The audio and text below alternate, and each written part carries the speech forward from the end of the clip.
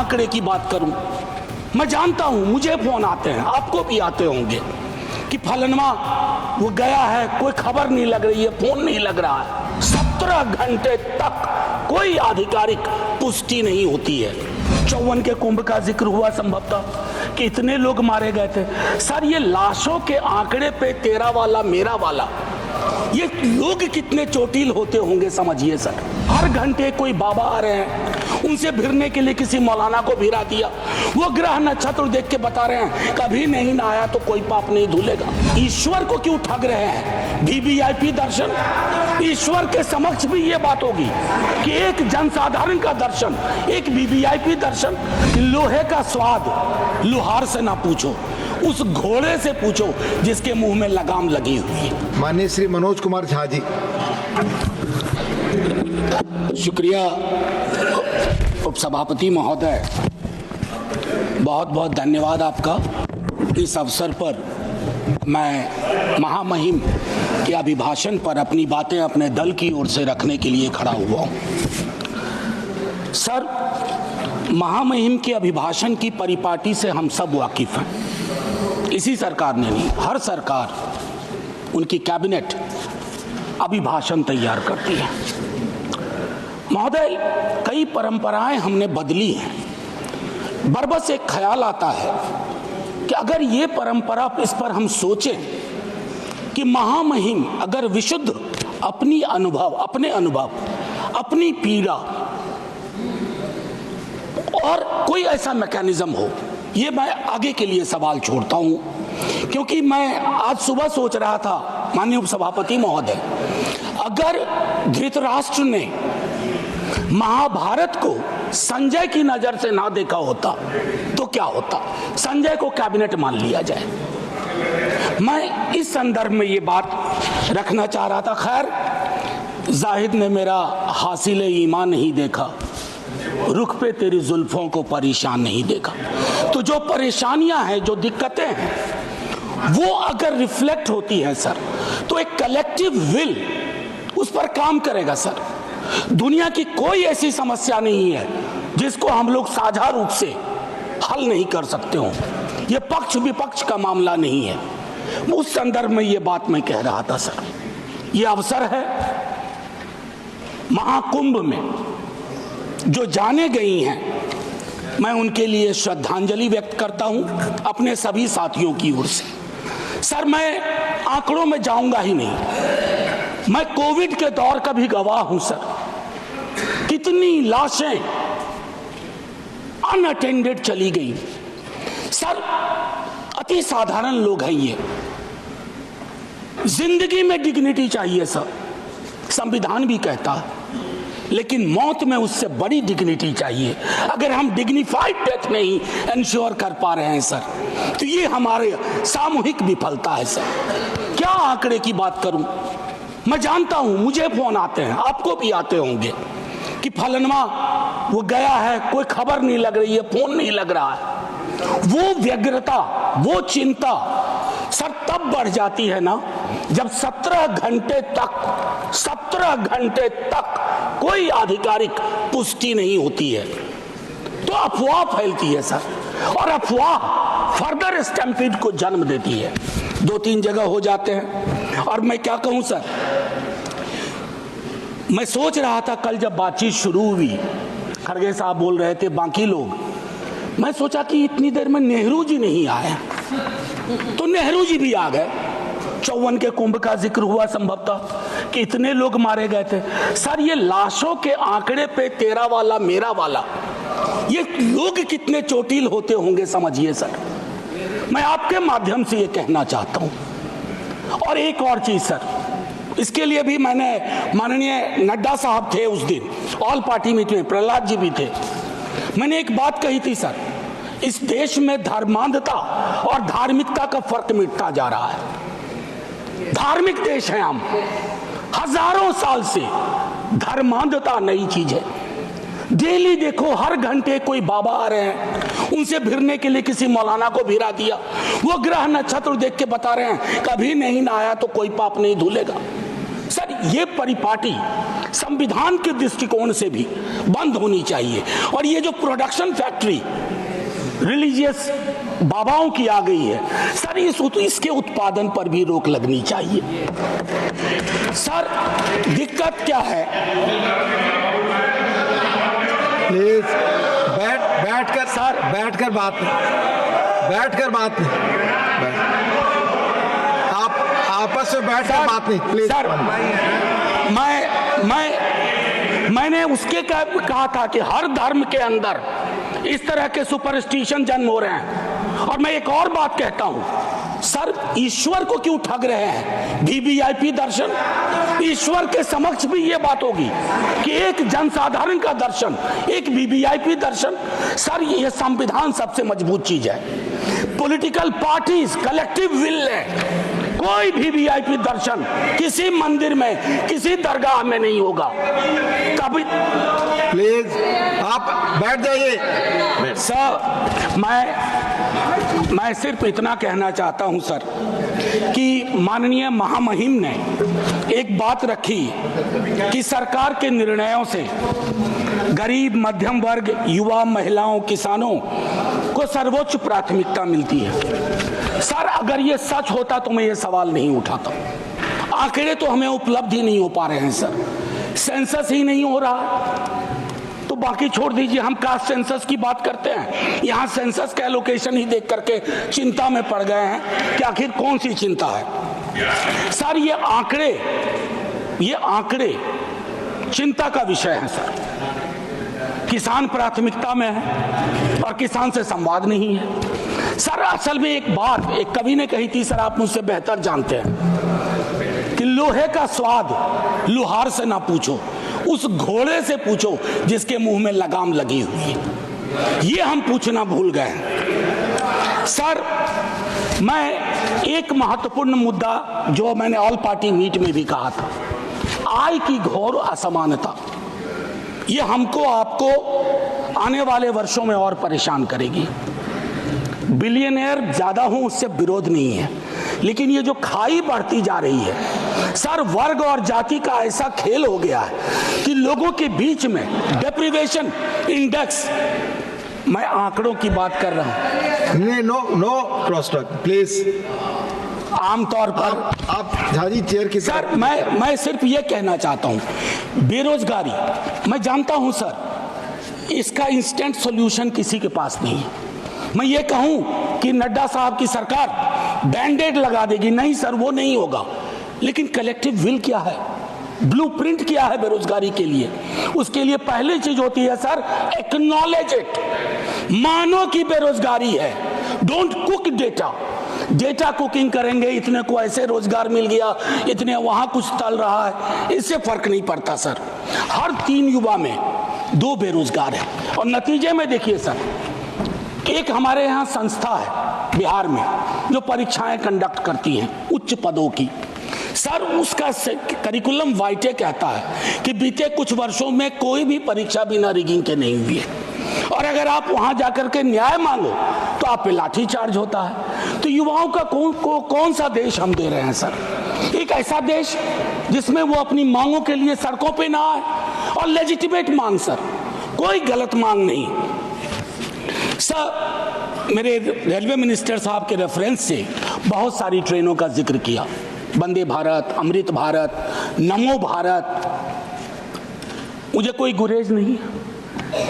नीरज भाई ने कल अच्छी एक बात कही थी, हम और नीरज भाई वैशाली एक्सप्रेस में एक बार मिले थे, ये बस्ती से चढ़े थे संभवतः, मैं सहरसा से था सर। मैं चाहूंगा कि वो जो पुरानी एक्सप्रेस और पैसेंजर ट्रेन्स हैं जो इस देश के 88-90% कैरेज को ले जाती है, लोगों को ले जाती है, उनकी क्या हालत, उनकी हालत अगर देख लें। और मैं तो कहूंगा माननीय रेल मंत्री जी से आपके माध्यम से औचक निरीक्षण करें, लेकिन भेष बदल के, मुरेठा उरेठा बांध लें, दाढ़ी बढ़ा लें, ताकि लगे नहीं कि ये वही व्यक्ति हैं। और फिर देखें कि अद्यतन स्थिति क्या है सर। पेज नंबर 25 में माननीय महामहिम कहती हैं वामपंथी उग्रवाद से प्रभावित जिले कम हो रहे हैं। बड़ी खुशी की बात है। लेकिन एक दक्षिणपंथी उग्रवाद भी है, एक दक्षिणपंथी अतिवाद भी है, और जिसके अंदर संभावना होती है कि वो छद्म राष्ट्रवाद का रूप ले लेता है। उसके बारे में हम क्या सोच रहे हैं, ये भी सर तय करना होगा। अन्यथा संविधान के मूल्य, ये सारी चीजें खारिज हो जाएंगी। सर, पेज नंबर 27 पे पैरा 31 महामहिम कहती हैं 144 करोड़ आबादी के क्षेत्र हैं, भिन्न भिन्न राज्य हैं, भिन्न भिन्न आबादी में भिन्न भिन्न क्षेत्र हैं, भिन्न भिन्न भाषाएं हैं। मेरी समझ में नहीं आया कि हमने रिलीजन को, धर्म को ओमिट क्यों किया इसमें। हम भिन्न भिन्न धर्म के भी देश हैं, और ये हिंदुस्तान की खूबसूरती है, भारतवर्ष की खूबसूरती है कि दुनिया का कोई ऐसा धर्म नहीं है जो हमारे यहाँ ना हो, और पारस्परिक मेल जोल का एक लंबा इतिहास रहा है। हम दुनिया को सीख दे सकते हैं, हम दुनिया को सीख दे सकते हैं कि let's learn from pluralism from us, peaceful coexistence. हालांकि हाल के दिनों में हमने वो लर्निंग का जो मॉड्यूल है उसको खराब कर दिया है। हाल के दिनों में एक और चिंता का विषय रहा था जो मैं आपको कहूं। इससे पहले कि मैं एक बात कहूं, सर, मैं हिंदू हूं, लेकिन मैं चाहूंगा कि मेरे धर्म में, बाकी धर्म के लिए भी अपील करूंगा, लेकिन अपने धर्म में भी फर्क आए चीजों को देखने में। सर, ये किताब है, अगर आप कहेंगे तो मैं गिफ्ट करूंगा नड्डा साहब को। Thank you Gandhi. ये कृष्ण कुमार जी ने लिखी है, मेरे सीनियर थे, शिक्षक भी थे दिल्ली विश्वविद्यालय में, एनसीईआरटी के चेयरमैन रहे, अभी रिटायर्ड लाइफ जी रहे हैं। उनका एक दोस्त था मुन्ना, ब्यूरोक्रेट था मध्य प्रदेश का। He died an unfortunate death during Covid. उसकी डायरी के पन्नों से यह किताब बनी है। कृष्ण कुमार जी ने यह किताब ली। क्या कहते हैं सर, पता है, कलेक्टिव गिल्ट का एक्सप्रेशन हमारे धर्म में कम रहा। औरतों के साथ क्या क्या नहीं हुआ, कलेक्टिव गिल्ट नहीं। जातियों में देखिए किस तरह का व्यवहार रहा, कलेक्टिव गिल्ट नहीं।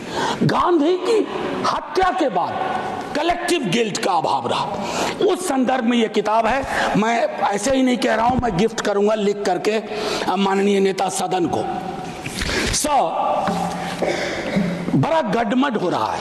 अगर देखें महामहिम के भाषण में, अभी हाल के दिनों में चर्चा हुई कि स्टेट, सर, पॉलिटिकल लाइफ में विरोध करना तो इनकी नीतियों का शुरू किया था विद्यार्थी के रूप में। तो हम कहते थे Indian state oppressive state, Indian state down down, लेकिन हम फर्क जानते थे राज्य और राष्ट्र का। हाल के दिनों में एक बयान आया नेता प्रतिपक्ष का, उसके बाद शुरू हो गया कि राष्ट्र को कहा नहीं भाई। मैं एक पेपर पढ़ाता हूं एमए में, डिपार्टमेंट ऑफ सोशल वर्क में, दिल्ली यूनिवर्सिटी में, उसका नाम है state political economy and governance. उसका पहली यूनिट में कहता हूं there is a difference between nation comma state comma its government.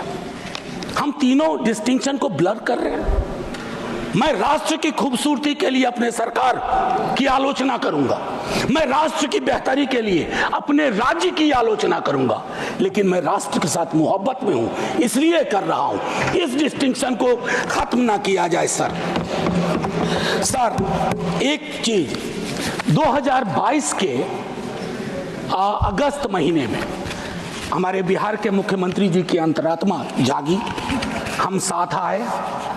साथ आने सर कुछ फर्क पड़ा, 5 लाख नौकरियां मिली, युवाओं में जोश आया। दूसरी चीज ज्यादा महत्वपूर्ण है सर, दूसरी चीज ज्यादा महत्वपूर्ण है, चलिए उस पर ऐतराज है, बाद में बात करेंगे। दूसरी चीज ज्यादा महत्वपूर्ण है, 3.5 लाख प्रक्रियाधीन के बाद जातिगत सर्वेक्षण हुआ सर।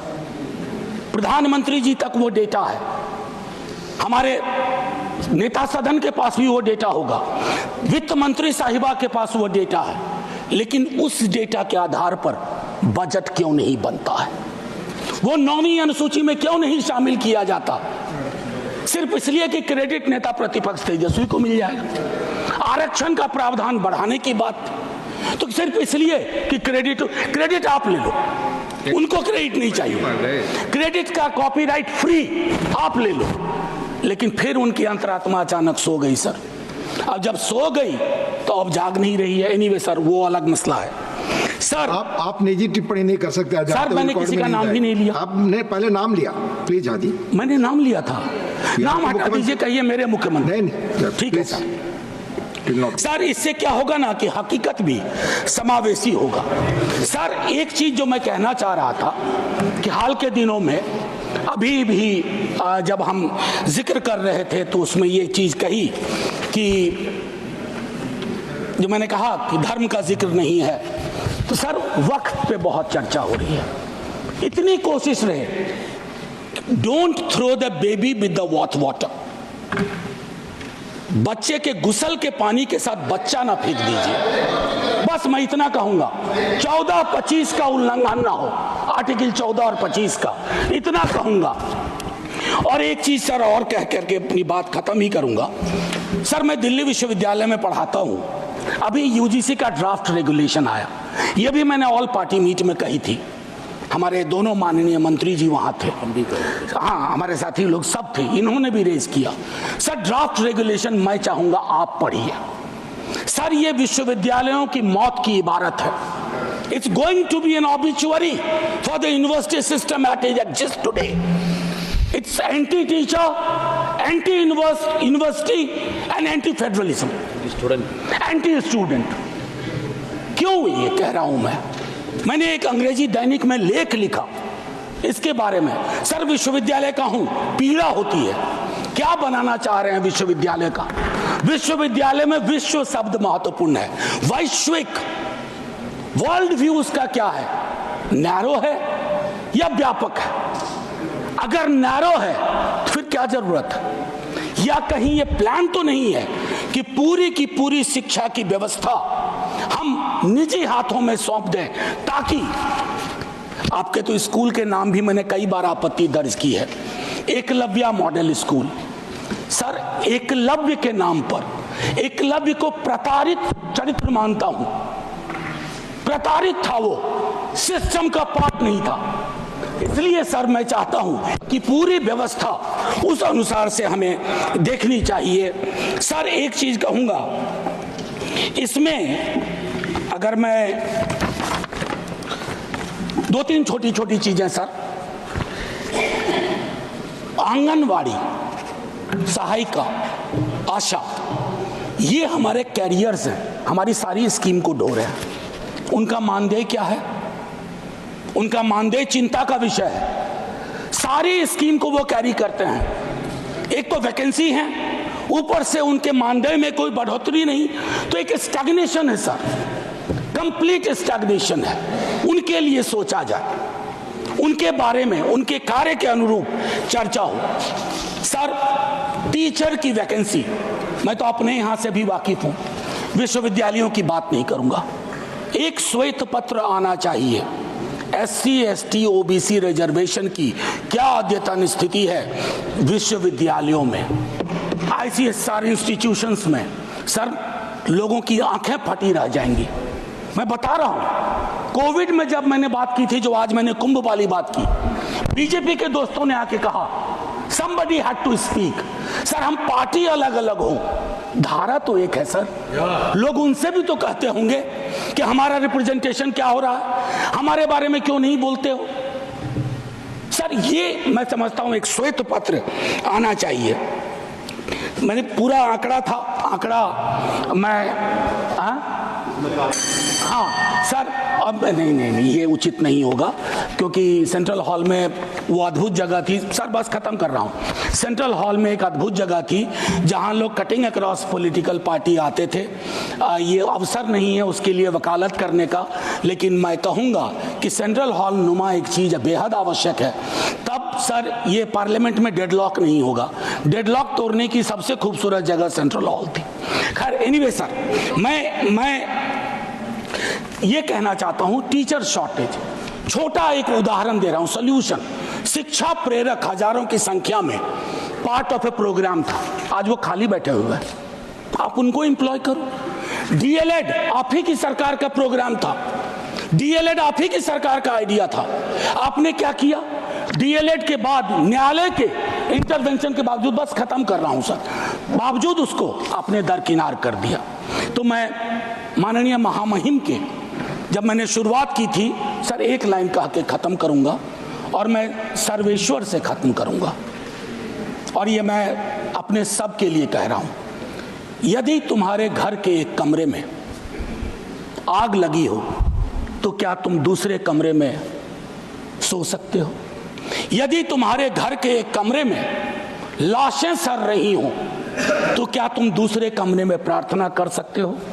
यदि तुम्हारा जवाब हाँ है, मुझे तुमसे कुछ नहीं कहना है। जय हिंद सर।